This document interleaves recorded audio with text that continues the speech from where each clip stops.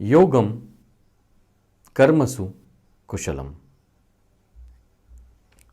कर्मों में योग ही कुशलता है। Yashasvi education society, international institute of management science, Vivekananda Kendra Kanyakumari, शाखा पिंपरी चिंचवड़ की ओर से आप सभी का सहर्ष स्वागत है।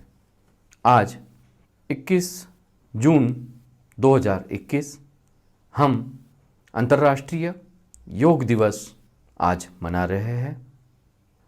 कार्यक्रम की शुरुआत हम ओंकार और प्रार्थना से करेंगे। मैं अस्मिता ताई को विनती करता हूँ कि वो कार्यक्रम की शुरुआत करें।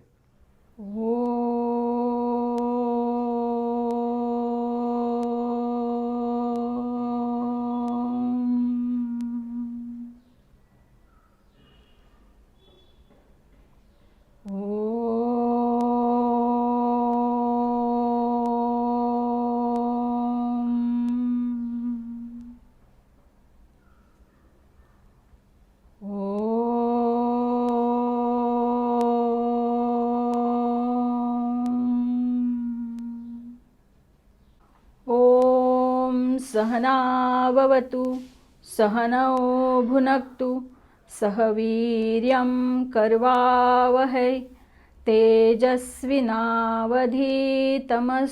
मा विद्विषावहै। ओम शांति शांति शांति। धन्यवाद ताई। कार्यक्रम को आगे बढ़ाते हुए मैं मृदुला ताई करमरकर को विनती करता हूँ कि एक अपनी मधुर आवाज़ से एक गीत प्रस्तुत करें। गलत मत कदम उठाओ, सोच कर चलो, विचार कर चलो, राह की मुसीबतों को पार कर चलो, राह की मुसीबतों को पार कर चलो। हम पे जिम्मेदारियां है देश की बड़ी, हमने नहीं बदली चाल है घड़ी घड़ी। आग ले चलो चिराग ले चलो, आग ले चलो चिराग ले चलो, ये मस्तियों के रंग भरे फाग ले चलो। गलत मत कदम उठाओ, सोच कर चलो, विचार कर चलो, राह की मुसीबतों को पार कर चलो।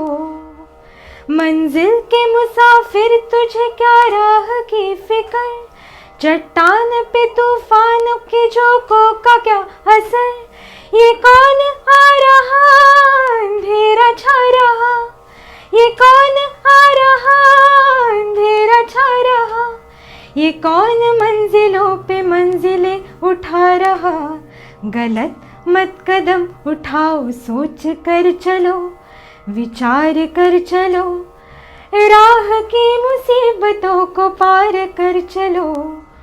मिल के चलो एक साथ, अब नहीं रुको, बढ़ते चलो एक साथ, अब नहीं झुको। साज करेगा आवाज करेगा, साज करेगा आवाज करेगा, हमारी वीरता पे जहां नाज करेगा।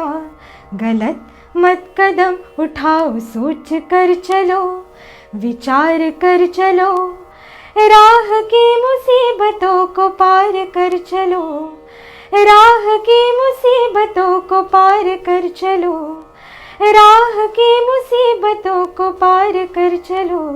आपने इस कार्यक्रम में जोश भर दिया। इस कार्यक्रम को इसी तरह जोशपूर्ण आगे बढ़ाने के लिए मैं अर्चना ताई डोबा जी को विनती करता हूं कि वो विवेकवाणी प्रस्तुत करें। नमस्कार। आप जैसा सोचोगे वैसे ही बनोगे। अगर आप खुद को कमज़ोर सोचते हो तो आप कमज़ोर बनोगे, और अगर आप खुद को मजबूत समझते हो तो आप मजबूत बनेंगे। स्वामी विवेकानंद। धन्यवाद। धन्यवाद। अब हम चलते हैं विवेकानंद केंद्र कन्याकुमारी, शाखा पिंपरी चिंचवड़ की ओर। केंद्र संचालिका श्रीमती अरुणाताई मराठे, इनसे मैं अनुरोध करता हूं कि वो हमें केंद्र के कार्य और केंद्र कार्य प्रणाली और विवेकानंद केंद्र कन्याकुमारी शाखा पिंपरी चिंचवड की के बारे में थोड़ा अवगत कराएं। नमस्कार. आज जागतिक योग दिनाचे निमित्त तुम्हा सर्वांशी संपर्क साधताना, तुमच्याशी संवाद करताना मला खूप विशेष आनंद होतो आहे. कारण गेले सव्वा वर्ष आपण एका विचित्र आणि महाभयंकर परिस्थितीतून जात आहोत. एकदम छान गतिमान असलेलं आपलं जीवन एकदम का थांबलं असं सर्वांना प्रश्न पडला होता.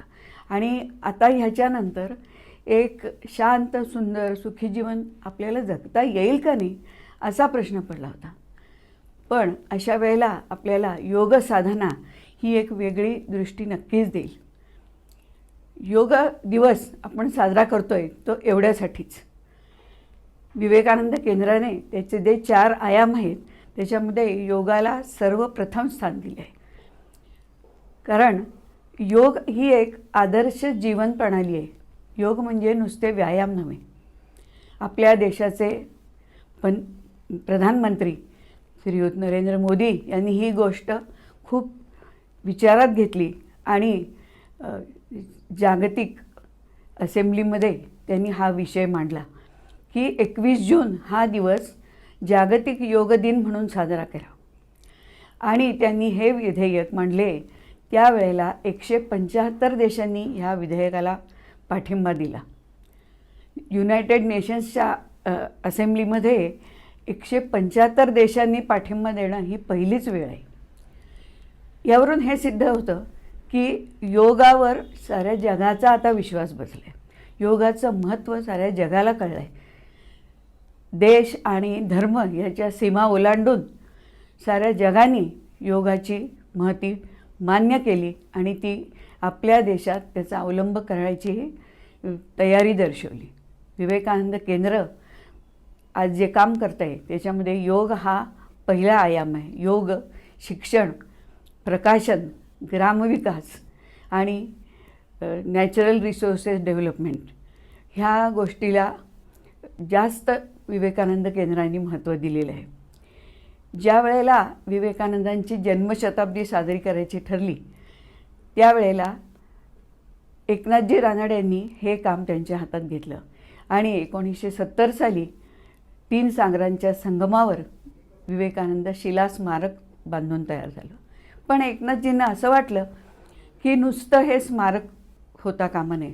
विवेकानंदांची जी शिकवण होती, त्यांचे जे विचार होते ते जर प्रत्यक्षात उतरले तर ह्या देशाला आपण काहीतरी वेगळं निर्माण करू शकू.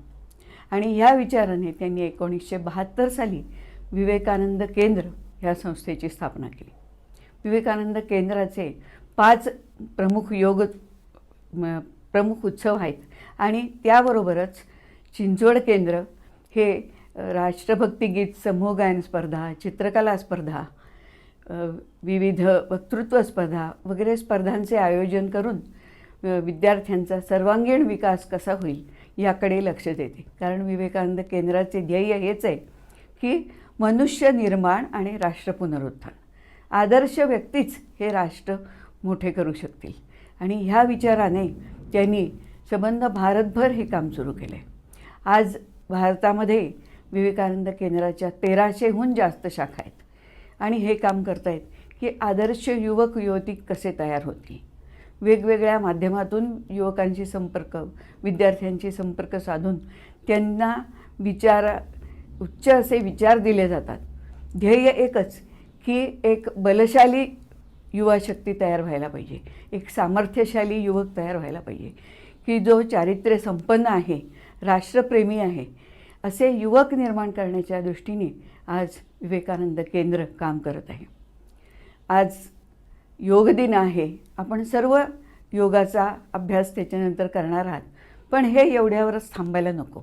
आपण हा योगाभ्यास चालू ठेवलात तर आपल्याला नक्कीच एक सुंदर आयुष्य असं निर्माण करता येईल. आणि ते ध्येय तुम्ही आत्ता ठेवा. इतके दिवस जरा आळसात गेले, आजच्या या मुहूर्तावर, योग दिनाच्या मुहूर्तावर तुम्ही जर ठरवलं की आपण एक आदर्श असा युवक होऊया तर ते ह्या आजच्या दिवसाचं खूप सार्थक होईल. विवेकानंद म्हणायचे की मला असे 100 युवक द्या की जे देशप्रेमाने भारित असतील आणि राष्ट्रकार्याला केव्हाही तयार असतील आणि स्वतः निर्भय असतील, बलशाली असतील, सामर्थ्यशाली असतील. चला आजपासून आपण ह्या कामाला सुरुवात करूया. मला वाटतं विवेकानंदांना जे 100 युवक हवे होते ते तुमच्यामधूनच तयार होणार आहेत आणि असाच आज आपण निश्चय करूया आणि पुढच्या कामाला लागूया. धन्यवाद. धन्यवाद. मैं international institute of management science के संचालक डॉक्टर शिवाजी मुंडे सर को विनती करता हूं कि कार्यक्रम का प्रास्ताविक करें. Morning to all. On the behalf of SSV's Education Society, I, Dr. Shivaji Munde, Director, SSV Education Society's International Institute of Management Science, warm welcome you all to the Yoga Day celebration. It's my immense pleasure to welcome to the Honorable Vishwesh Kulkarni Sir, President, SSV Education Society. I extend my warm welcome to the Vivekanand Kendra Sanchalika, Srimati Aruntai Marathe, Madam, and today's speaker, Mr. Avinash Gokhale and his team of Vivekanand Kendra. I am very much thankful to the team of Vivekanand Kendra for their valuable support behind the organization of International Yoga Day. Yoga Day celebration was started in the year 2015 by the genuine efforts made by the Honorable Prime Minister of India, Narendra Modi ji, and it is celebrated every year on 21st June. Yoga is that medicine that has the power to cure any disease of the universe, even those which cannot be cured by the prescription of doctor. In digital era, there is a very much need of exercise to balance our mind and body to carry out the routine work in effective manner. Friends, we are passing through very difficult pandemic situation, and I think the yoga is one of the best medicine to come out from this situation. On the occasion of Yoga Day, I appeal you all to do the regular yoga and motivate others also to do the yoga to stay healthy life. With this, I wish you all happy Yoga Day, and I pray God to stay you and your family to safe and healthy life. Thank you. Thank you sir. इसी कार्यक्रम में आगे बढ़ते हुए यशस्वी group के संस्थापक अध्यक्ष श्री विश्वेश जी Kulkarni sir, इन्हीं को मैं अनुरोध करता हूं कि हमें प्रेरित करें. Greetings from Yashasvi Education Society's International Institute of Management Science. Today is the International Yoga Day, which is observed worldwide on 20th June. Theme of this year is Yoga for Well-being. COVID pandemic situation have really made us aware about the health, immunity, and we all now know the word which we were not aware for quite long time. Yoga is more than just a physical activity. It is an ancient physical, mental and spiritual practice which has many benefits.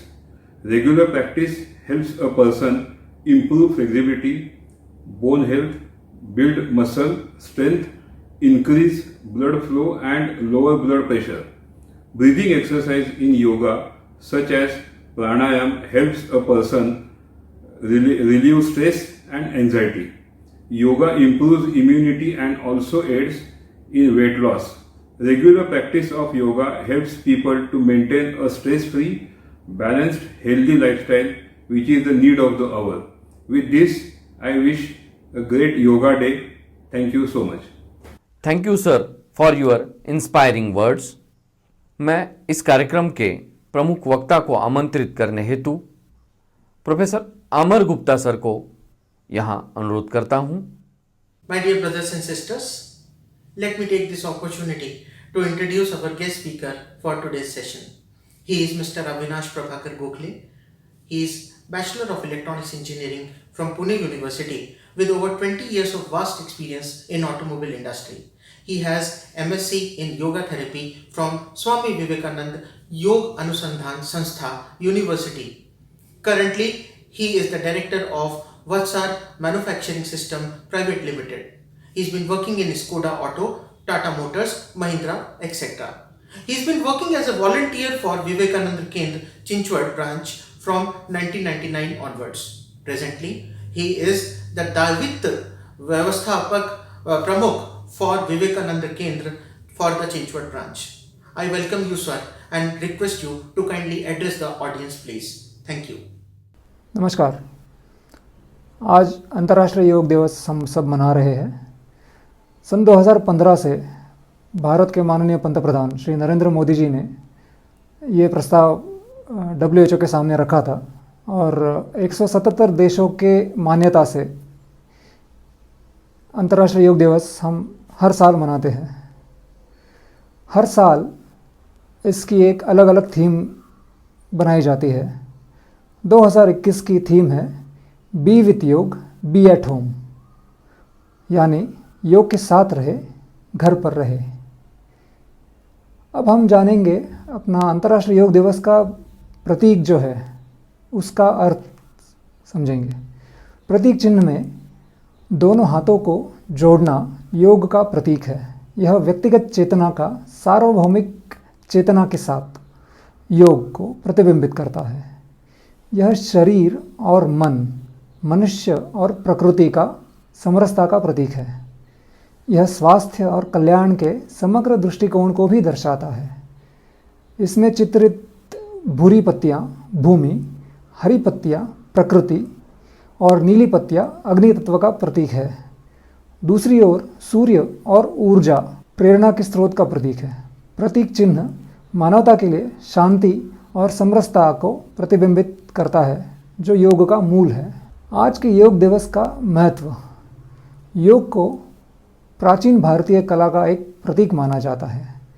भारतीय योग को जीवन में सकारात्मकता और ऊर्जावान बनाए रखने के लिए महत्वपूर्ण मानते हैं। इस दिन को मनाने का उद्देश्य योग के प्रति लोगों में जागरूकता पैदा करने के साथ लोगों को तनाव मुक्त करना भी है। पुराणों के अनुसार शिवा मतलब आदि योगी इसके पहले शख्स है जिन्होंने इस ज्ञान को 7 ऋषियों में, मतलब जिनको हम सप्तर्षि करके जानते हैं, उनमें संचारित किया। योग भारतीय ज्ञान की 5000 वर्ष पुरानी विरासत है, जिसके प्रणेता महर्षि पतंजलि को माना जाता है। योग साधना में जीवन शैली का पूर्ण सार समाहित किया गया है। यह दिमाग और शरीर की एकता का प्रतीक है। मनुष्य और प्रकृति के बीच सामंजस्य, विचार, संयम और पूर्ति प्रदान करने वाला है तथा स्वास्थ्य और भलाई के लिए एक समग्र दृष्टिकोण को भी प्रदान करने वाला है। यह व्यायाम के बारे में नहीं है, लेकिन अपने भीतर एकता की भावना, दुनिया और प्रकृति की खोज के विषय में है। हमारी बदलती जीवन शैली में यह चेतना बनकर हमें जलवायु परिवर्तन से निपटाने में मदद कर सकता है। तो आइए एक अंतर्राष्ट्रीय योग दिवस को गोद लेने की दिशा में काम करते हैं। योगाभ्यास करते समय हमें हमेशा ओम का उच्चारण करते हैं। ओम का महत्व, ओम सृष्टि का एकमात्र ऐसा स्वर है जिसके उच्चारण से प्राणवायु शरीर के भीतर जाती है, जबकि शेष सभी उच्चारणों में प्राणवायु बाहर आती है। यानी ओम के उच्चारण से हमें अधिकतम प्राणवायु अर्थात ऊर्जा ग्रहण करते हैं। इसके स्पष्ट उच्चारण से जो स्पंदन, वाइब्रेशंस पैदा होते हैं, वो हमारे संपूर्ण शारीरिक रचना को प्रभावित करते हैं। इसके सही उच्चारण से ही पंचमहाभूत पृथ्वी, आकाश, जल, वायु और अग्नि का शरीर में संतुलन बना रहता है। शरीर में इन तत्वों के असंतुलन से ही बीमारियां और विकार उत्पन्न होते हैं। आधुनिक चिकित्सा विज्ञानियों का यह मानना है कि मेटाबॉलिक डिसऑर्डर यानी चयापचय असंतुलन के कारण ही शारीरिक व्याधियां पनपती है। इसके लिए ओम का जाप को नकारने के बजाय ज़रूरत तो यह है कि भारतीय ज्ञान परंपरा के इस अनूठे अक्षर को और गहराई से परखा जाए। पंचकोश मतलब अपना शरीर, अपना पूरा मानव शरीर जो है वो पंचकोश आधारित है, जिसमें अन्नमय कोश है, प्राणमय कोश है, मनोमय कोश है, विज्ञानमय कोश और आनंदमय कोश। योग मतलब पूरे शरीर को, पूरे पांचों कोशों को हम उन्नति की तरफ अग्रसर करते हैं। अन्नमय कोश मतलब अपना शरीर, प्राणमय कोश मतलब पूरा शरीर के अंदर जो नाड़ियाँ है, इड़ा पिंगला, उनका महत्व है। कोई भी बीमारी जब इंसान को होती है तो उसका वो पहले अपने प्राणमय शरीर में पनपती है, उसके बाद अन्नमय शरीर में आती है। इसे बैलेंस करने के लिए ऐसे कुछ आयाम हैं जिन्हें हम पंचकोशा की उन्नति कर सकते हैं। उसमें आवर्ती ध्यान है, PET pranic energization technique, MSRT mind sound resonance technique, MIMT mind imagery memory technique, MEMT मतलब माइंड इमोशन मेमोरी टेक्निक, जिनसे हम अपने पंचकोश की उन्नति कर सकते हैं। योग का ज्ञान अत्यंत सहज व सुलभ है। ये किसी जाति या पंथ का नहीं है। ये आज विश्व के सारे लोगों का ये योग के जरिए जुड़ रहे हैं। धीरे धीरे योग सबके जीवन को एक अभिन्न अंग बन रहा है। तनाव रहित तंदुरुस्त जीवन शैली को सभी अपना रहे हैं। योग के माध्यम से समूचे विश्व में शांति फैलाने का कार्य चल रहा है। योगासन करने के लिए कुछ प्रावधान है जिसको हम सब ने पालन करना अनिवार्य है। योग का सही समय सुबह सूर्योदय के पूर्व या सूर्यास्त के समय किया जाए तो ज़्यादा फलदायी होता है। शारीरिक स्वच्छता, पेट साफ होना चाहिए। इसे खाली पेट या हल्के पेट किया जाना चाहिए। कमज़ोरी महसूस होने पर शहद मिले गुनगुने पानी थोड़ी मात्रा में सेवन कर सकते हैं। शरीर और श्वास की जागरूकता के साथ योग अभ्यास धीरे धीरे मंद गति से किया जाना चाहिए। शरीर को न तो कस के पकड़े और न ही झटका दे। अपने सामर्थ्य के अनुसार अभ्यास करें। शरीर की गतिविधियों को आरामदायक और सहज बनाने के लिए हल्के और सूती वस्त्र सुविधाजनक रहते हैं। गहरे मौन या शांति पाठ के साथ योग अभ्यास सत्र को समाप्त करें। गंभीर रोगों या हृदय रोगों या दर्द संबंधी रोगों के मामले में योग अभ्यास करने से पहले चिकित्सक या योग चिकित्सा से परामर्श किया जाना चाहिए। भोजन और स्नान अभ्यास के 20-30 मिनट के बाद ही किया जाना चाहिए। पूरी तरह तैयार होने पर जागरूक भाव से योग की दुनिया में कदम रखें। सदियों पुराने इस ज्ञान का लाभ उठाएं। योग जब हम शुरू करते हैं तो उसकी शुरुआत प्रार्थना से होती है। प्रार्थना हम क्यों करते हैं? ताकि अपना मन शांत बनाए और अनुकूल वातावरण बने। कोविड काल में योग की प्रासंगिकता पर जोर देते हुए प्रधानमंत्री श्री मोदी जी ने बीते वर्ष कहा था कि योग शरीर की प्रतिरक्षा प्रणाली, अपनी इम्यून सिस्टम को मजबूत करता है और अपने दैनिक जीवन में प्राणायाम को अवश्य शामिल करना चाहिए।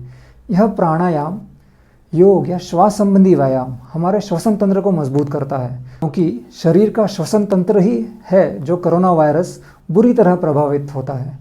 कोविड के दौर में योग ने पारिवारिक बंधन को भी मजबूत किया है और घरों में बंद रहने की मजबूरी में एक नई सकारात्मक ऊर्जा का संचार किया है। अध्ययन में ये सामने आया है कि कोविड प्रबंधन और लॉकडाउन के दौरान तनाव में काम करने से योग की बेहद अहम भूमिका रही है। यही नहीं, आजकल मेडिकल साइंस भी स्वास्थ्य जीवन की दिशा में योग के महत्व को स्वीकार कर रही है। IIT दिल्ली के इस शोध के बाद रिसर्च पेपर भी प्रकाशित किया था। उस अध्ययन में पता चला है कि यौगिक प्राणायाम और डायफ्रामिक ब्रीदिंग से ग्लूकोमा के रोगियों को 20% तेज़ी से ठीक होने में मदद मिलती है। योग पर किए गए गहन और वैश्विक शोध से मनोचिकित्सा और लाइफस्टाइल विकारों के प्रबंधन में आशाजनक परिणाम आए हैं। पीठ के निचले हिस्से में दर्द और बार बार होने वाली तनाव जैसी समस्या में योग के आशाजनक परिणाम दिखे हैं। आजकल के युवाओं में जो काम घर में बैठते हैं, लैपटॉप के वर्क फ्रॉम होम कल्चर जो अभी आ रहा है, उसमें diabetes, blood pressure, heart attack ऐसे सिम्टम्स कम उम्र में दिखने लगे हैं। योग से हम इसका अवश्य ही निवारण कर सकते हैं। योग के 4 प्रमुख मार्ग हैं: ज्ञान योग, कर्म योग, भक्ति योग और राजयोग। 19वीं सदी में प्रचलित योगा की अन्य शाखाएं प्रमुखता से अष्टांग योग है, हठ योग है, जैन योग है, बौद्ध योग है, कुंडलिनी योग है, मंत्र योग है इत्यादि। अभी अष्टांग योग के 8 अंग हैं: यम, नियम, आसन, प्राणायाम, प्रत्याहार, धारणा, ध्यान और समाधि। और साथ ही बंद है, जो योगा करते समय हम बंद लगाते हैं, मूल बंध, जलंधर बंध, अश्विनी मुद्रा इत्यादि बंध है। षटकर्म जैसे नेति, फिर त्राटक, नौली। त्राटक माने आँखों का व्यायाम, नौली मतलब अपना पेट के मांसपेशियों को रगड़ने का व्यायाम, बस्ती, वमन, कपालभाति। कपालभाति में हम तेज़ी से श्वास लेते हैं और छोड़ते हैं। इससे अपने मस्तिष्क की मांसपेशियों में अच्छा फर्क पड़ता है। युक्त आहार और युक्त कर्म। शरीर जैसे शरीर में त्रिदोष होते हैं, वात, पित्त, कफ, उसके निवारण हेतु शरीर में प्राण का संचालन कर सकते हैं। निरोगी शरीर, पवित्र मन और आत्मा का मिलन संभव हो पाता है। हम हमारे शरीर की विभिन्न चेतन अवस्थाओं को शारीरिक, मानसिक, आध्यात्मिक स्तर पे समझ और महसूस कर सकते हैं। योग के फायदे। फिटनेस। योग से शारीरिक तंदुरुस्ती तो आती ही है, लेकिन सबसे ज़्यादा मानसिक शांति मिलती है। इससे मन शांत रहता है एवं तनाव कम होता है। साथ ही यह शरीर की सभी क्रियाओं को भी नियंत्रित करता है। योग से जीवन के सभी भाव नियंत्रित होते हैं, जैसे खुशी, दुख, प्यार। फिर आता है शरीर स्वस्थ रहता है। योग से शरीर का रक्त प्रवाह नियंत्रित रहता है, जिससे शरीर में चुस्ती आती है, जो कि हानिकारक टॉक्सिन्स को बाहर निकालती है, जिससे शरीर के विकार दूर होते हैं और रोगियों को इससे आराम मिलता है। साथ ही सकारात्मकता, पॉजिटिविटी का भाव प्रभावित होता है। वज़न कम होता है। योग की सबसे प्रभावशाली विधि है सूर्य नमस्कार। इसमें शरीर में लचीलापन आता है, फ्लेक्सिबिलिटी बहुत बढ़ जाती है सूर्य नमस्कार से। रक्त का प्रवाह अच्छा होता है, शरीर की आकड़न जकड़न से आराम मिलता है। योग से वज़न नियंत्रित रहता है। जिनका वज़न कम है वो बढ़ा सकते हैं और जिनका वज़न अधिक है वो कम कर सकते हैं। चिंता का भाव कम होता है। योग से मन एकाग्रचित रहता है, उसमें शीतलता का अनुभव आता है और चिंता जैसे विकारों का अंत होता है। योग से गुस्सा कम आता है। इससे ब्लड प्रेशर भी नियंत्रित रहता है, जिससे शारीरिक एवं मानसिक संतुलन बना रहता है। मानसिक शांति। योग से मन शांत रहता है, दिमाग दुरुस्त होता है, जिसने सकारात्मक विचार का प्रभाव होता है। सकारात्मक भाव से जीवन का नज़रिया बदल जाता है। इंसान को किसी भी वस्तु या इंसान या जानवर में कुछ गलत दिखाई नहीं देता। किसी के लिए मन में बैर नहीं रहता। इस तरह योग से मनुष्य मनोविकास होता है, मनोबल बढ़ता है। योग से मनुष्य का आत्मबल बढ़ता है, कॉन्फिडेंस आता है। जीवन के हर क्षेत्र में, कार्य में सफलता मिलती है। मनुष्य हर परिस्थिति से लड़ने के लिए काबिल बन जाता है। साथ ही जीवन की चुनौतियों का उत्साह से सामना करता है। प्रतिरोधक क्षमता बढ़ती है। योग से उपाचय की क्रिया दुरुस्त होती है और श्वसन क्रिया संतुलित होती है। श्वास की क्रिया बैलेंस हो जाती है, जिससे मनुष्य में रोगों से लड़ने की क्षमता बढ़ती है। बड़ी से बड़ी बीमारी से लड़ने के लिए शक्ति का संचार होता है। योग एवं ध्यान में बड़ी से बड़ी बीमारी के लिए उपाय है। जीवन के प्रति उत्साह बढ़ता है। नियमित योग करने से जीवन के प्रति उत्साह बढ़ता है, आत्मबल बढ़ता है, सकारात्मक भाव आता है। साथ ही आत्मविश्वास में वृद्धि भी होती है, जिससे जीवन के प्रति उत्साह बढ़ता है। नकारात्मक विचार जैसे सुसाइड आजकल के युवाओं में वो बहुत बढ़ रहा है, वैसे विचार निकल जाते हैं। ऊर्जा बढ़ती है। मनुष्य रोज़ाना कई गतिविधियां करता है और दिन के अंत में थक जाता है, लेकिन अगर वह नियमित योग करता है तो उसमें ऊर्जा का संचार होता है। थकावट या किसी भी काम के प्रति उदासी का भाव नहीं रहता। सभी अंगों को अपना कार्य करने के लिए पर्याप्त ऊर्जा मिलती है, क्योंकि योग से भोजन का सही मायने में पाचन होता है, जो दैनिक ऊर्जा को बढ़ाता है। शरीर लचीला बनता है। योग से शरीर की जकड़न खत्म होती है।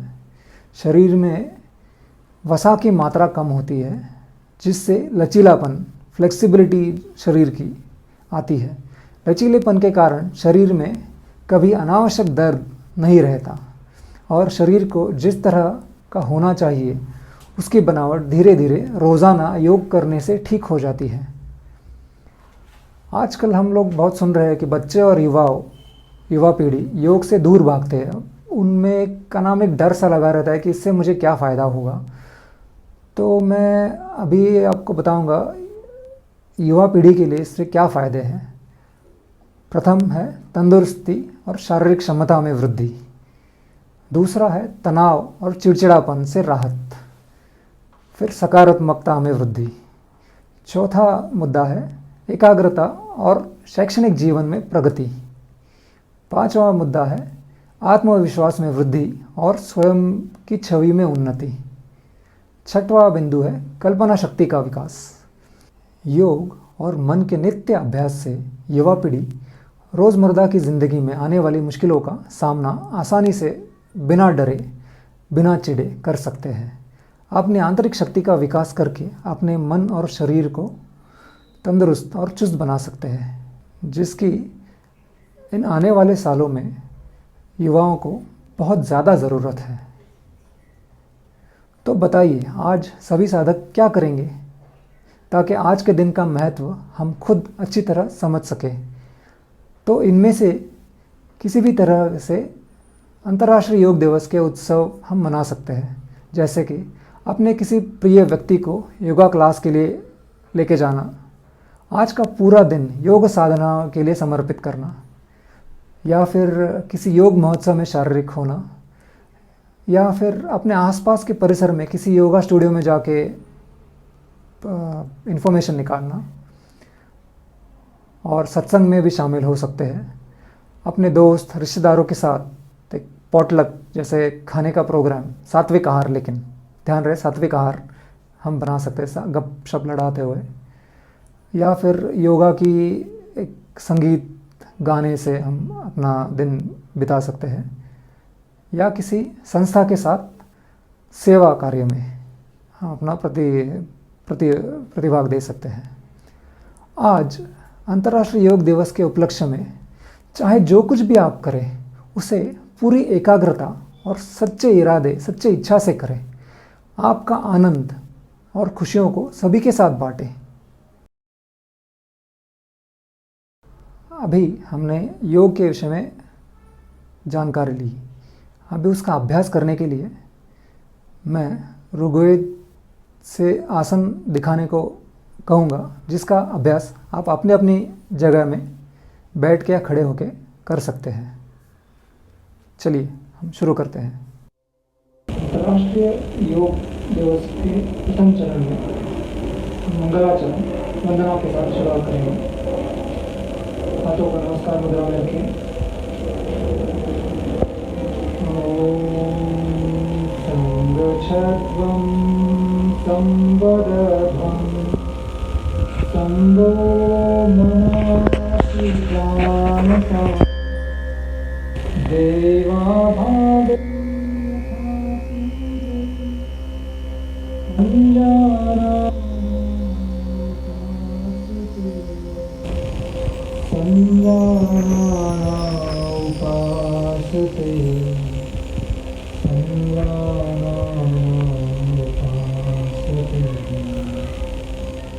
अभी हम शीतलीकरण अभ्यास करेंगे।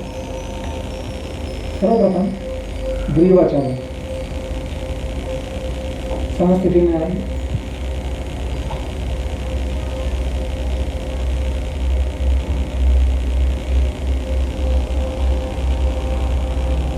और 2 बार ऐसे कीजिए।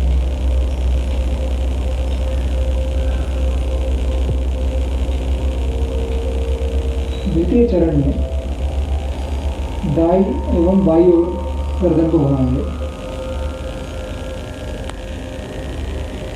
सांसों पर ध्यान रखें। धीरे से गर्दन घुमाएंगे। और एक बार।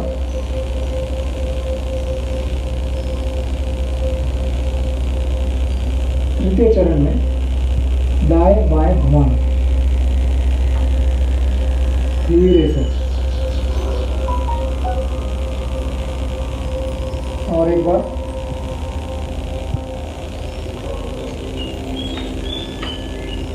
चतुर्थ चरण में ग्रीवा घुमाना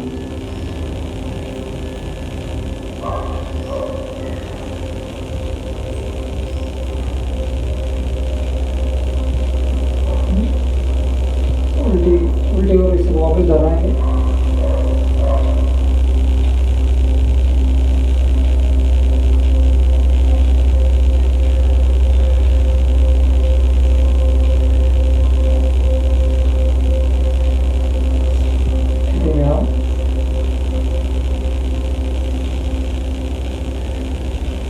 ग्रीवा को जितना संभव हो उतना ही घुमाना चाहिए, अधिक नहीं खींचना चाहिए। कंधों को शिथिल और स्थिर रखना चाहिए। ग्रीवा के आसपास खिंचाव महसूस करें और ग्रीवा के जोड़ों को मांसपेशियों को शिथिल रखें। इसका अभ्यास कुर्सी पर बैठकर भी किया जा सकता है। दूसरा शिथिलीकरण स्कंद संचालन है। समस्थिति में आइए। धीरे से कंधों को घुमा दिए।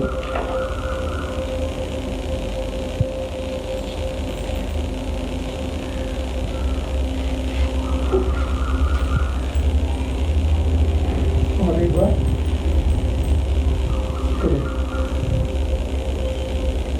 स्कंद संचालन के लाभ हैं। इस यौगिक क्रिया के अभ्यास से हड्डियां, मांसपेशियां, गर्दन और स्कंद की तंत्रिकाएं स्वस्थ रहती है। यह योगाभ्यास गर्दन की रीढ़ की हड्डी अपकर्षण सर्वाइकल स्पॉन्डिलोसिस बीमारी को और स्कंद संचालन में आने वाली रुकावटों से छुटकारा मिलता है। अभी हम कटी चालन करेंगे। सीधे में आए, हाथ कंधों की सीध में, धीरे से सांसों की तरफ ध्यान दीजिए।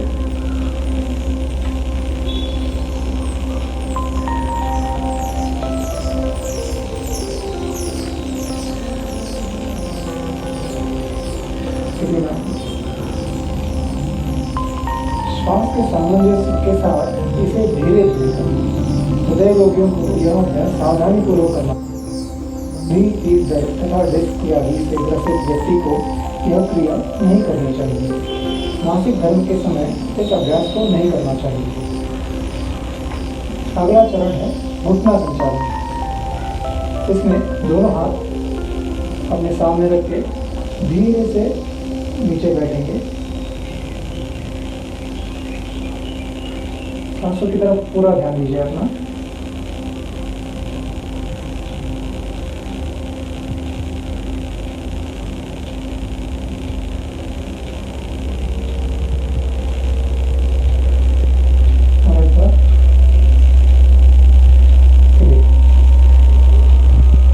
इस व्यायाम से घुटनों और कूल्हों के जोड़ों को सुदृढ़ बनाने में सहायता होती है। आर्थराइटिस का गंभीर दर्द होने पर इस अभ्यास को नहीं करना चाहिए। अब हम योगासन की तरफ जाएंगे। इसमें पहला आसन है ताड़ासन। सीधे में आइए, दोनों पैरों को साथ में मिलाइए। धीरे से इस पोजीशन को मेंटेन करें। चेहरा बिल्कुल रिलैक्स, कोई तनाव नहीं चाहिए चेहरे पे। ध्यानपूर्वक स्थिति को बनाए रखिए। धीरे से अभी इसको हाथों को ऊपर कीजिए, हाथ नीचे और नीचे लेके आइए।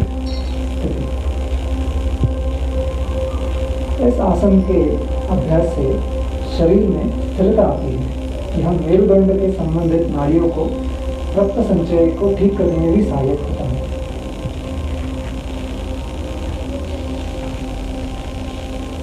अगले आसन की ओर बढ़ेंगे, वृक्षासन, वृक्ष स्थिति।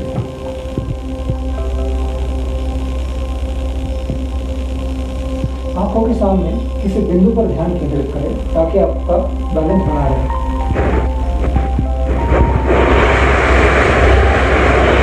ध्यान दीजिए आपका एडी पेरिनियम पे चाहिए।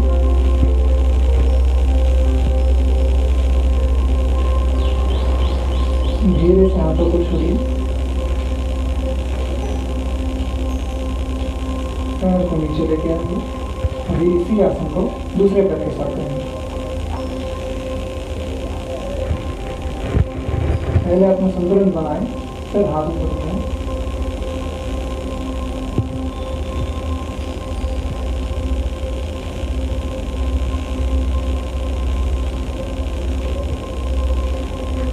धीरे से आसन छोड़ेंगे, हाथ को नीचे लेके आएंगे, पैर को धीरे से नीचे की ओर छोड़ेंगे। यह आसन तंत्रिका से संबंधित स्नायुओं के समन्वय और शरीर को संतुलित बनाने, सहनशीलता, जागरूकता एवं एकाग्रता बढ़ाने के लिए सहायक है। अगला आसन है पादहस्तासन। पादहस्तासन का अर्थ है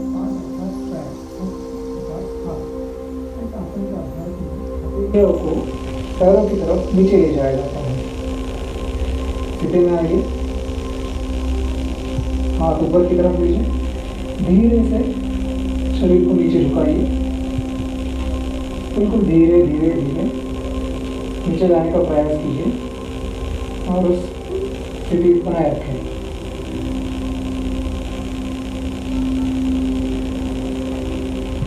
धीरे से इस आसन को छोड़ेंगे,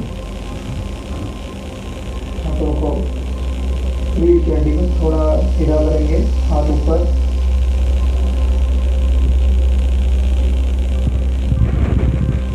आराम से। इसका प्रमुख लाभ है मेरुदंड को ये लचीला बनाता है, जठराग्नि प्रदीप्त करता है, मासिक धर्म से संबंधित समस्याओं को दूर करने में सहायक होता है। अगला आसन है त्रिकोणासन। पैरों में 1-2 फीट का अंतर रखेंगे।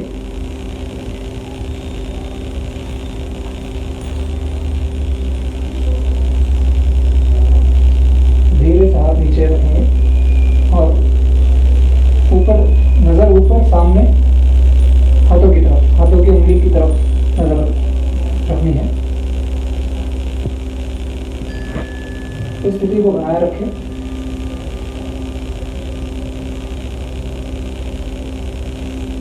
श्वास की ओर ध्यान दीजिए। धीरे से स्थिति को छोड़ेंगे।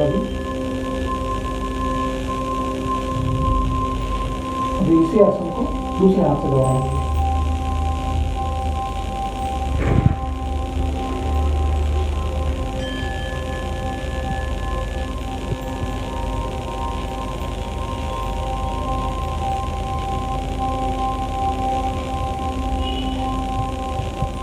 धीरे से स्थिति छोड़ेंगे।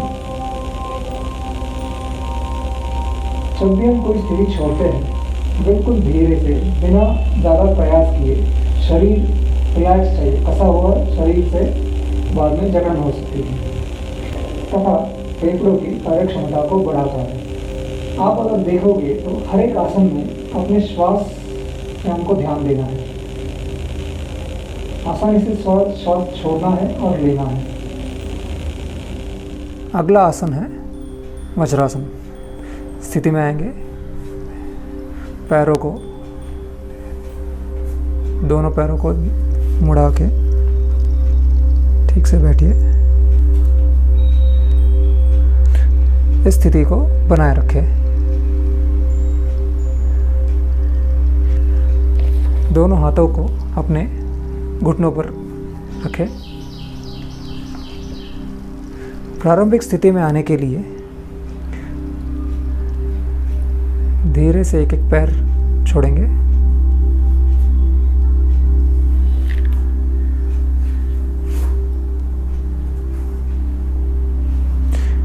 यह आसन पाचन शक्ति बढ़ाने में सहायक होता है एवं जांघ और पिंडली की मांसपेशियों को मजबूत बनाता है। अगले आसन में हम देखेंगे शशांक आसन। वज्रासन की स्थिति में आएंगे।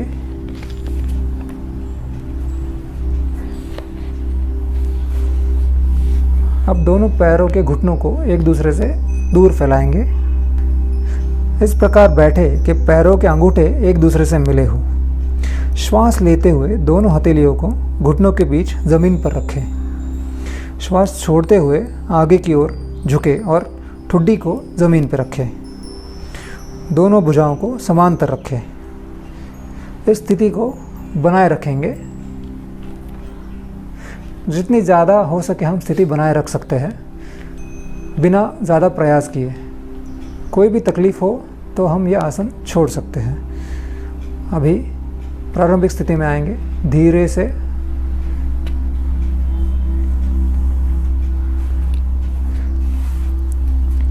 शशांक आसन का अभ्यास तनाव और चिंता को कम करने में सहायक है।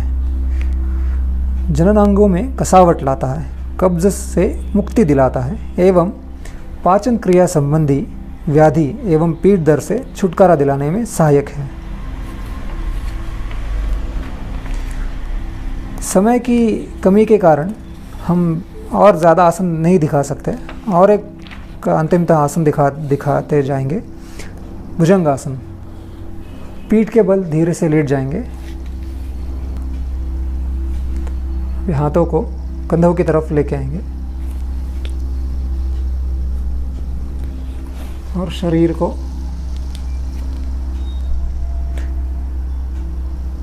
धीरे से अपने ठुड्डी को उठाएंगे। इस स्थिति को बनाए रखिए। कुछ समय तक इस स्थिति में आराम से रहें। पुनः वापस लौटते समय ललाट को जमीन पर लगाएं।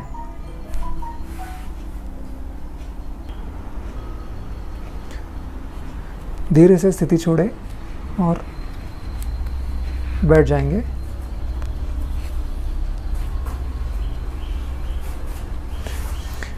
पैरों को उतना ही तान कर रखें कि कटी क्षेत्र के मेरुदंड में कोई भार या तनाव न हो। भुजंगासन तनाव को कम करता है, उदर की अतिरिक्त बसा को घटाता है तथा कब्जियत दूर करता है। पीठ दर्द और श्वास नली से संबंधित समस्याओं को दूर करता है। अब हम शवासन में लेट जाएंगे।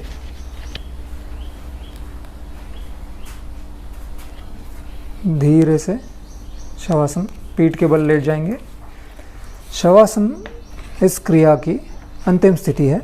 इसमें हमने आज जितने भी आसन किए उन आसनों से शरीर के विभिन्न अंगों पे जो तनाव आया है उसको महसूस करेंगे।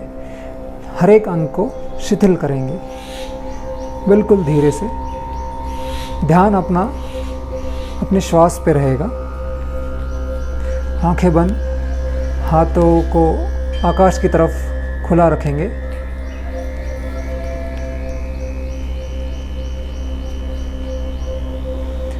सांसों की तरफ ध्यान दीजिए। पूरे मनोकायिक तंत्र को विश्राम प्रदान करता है। बाहरी दुनिया के प्रति लगातार आकर्षित होने वाला मन अंदर की ओर गमन करता है। इस तरह धीरे धीरे महसूस होता है कि मस्तिष्क स्थिर हो गया है। अभ्यासकर्ता बाहरी वातावरण से अलग होकर शांत बना रहता है। तनाव एवं इसके परिणामों के प्रबंधन में यह बहुत लाभदायक है। धीरे से हाथ शरीर की ओर ले जाएंगे। पैरों को साथ में जोड़ेंगे। दाई दिशा में मुड़ेंगे। धीरे से बिल्कुल दाई ओर मुड़ेंगे। धीरे धीरे उठ के बैठ जाइए। इन आसनों के बाद अभी बारी आती है प्राणायाम की। प्राणायाम में प्रथम चरण है कपालभाति। कपालभाति में हाथों को चिन्ह मुद्रा में रखेंगे, सांस की ओर ध्यान देंगे, धीरे से श्वास लें, छोड़ दें।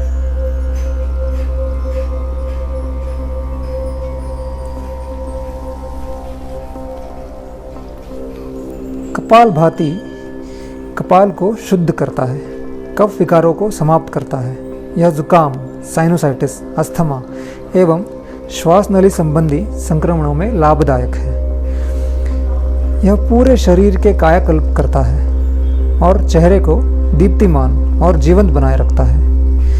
यह तंत्रिकार तंत्र को और साथ ही पाचन अंगों को शक्तिशाली बनाता है। अभी हम पढ़ते हैं अनुलोम विलोम प्राणायाम में। अनुलोम विलोम प्राणायाम में एक हाथ की नासिका मुद्रा बनाएंगे, दाहिने हाथ को नासिका मुद्रा में और बाएं हाथ की चिन्ह मुद्रा। बाएं नाक से सांस छोड़ के धीरे से अंदर लेंगे, फिर दाहिने से छोड़ेंगे, वापस दाहिने से लेंगे, बाएं से छोड़ेंगे। ऐसे 5 आवरण करेंगे हम। आंखें बंद रही तो इसका फ़ायदा ज़्यादा होगा। अपना ध्यान दोनों आँखों के बीच भ्रुकुटी में बनाए रखें ताकि मन कहीं भाग न जाए।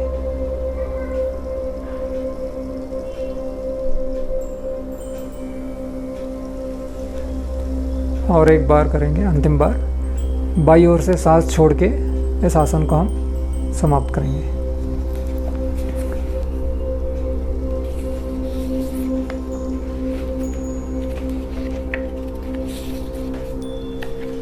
तो आज हमने शिथिलीकरण व्यायाम, योगासन और प्राणायाम थोड़ा थोड़ा सीखा हुआ है।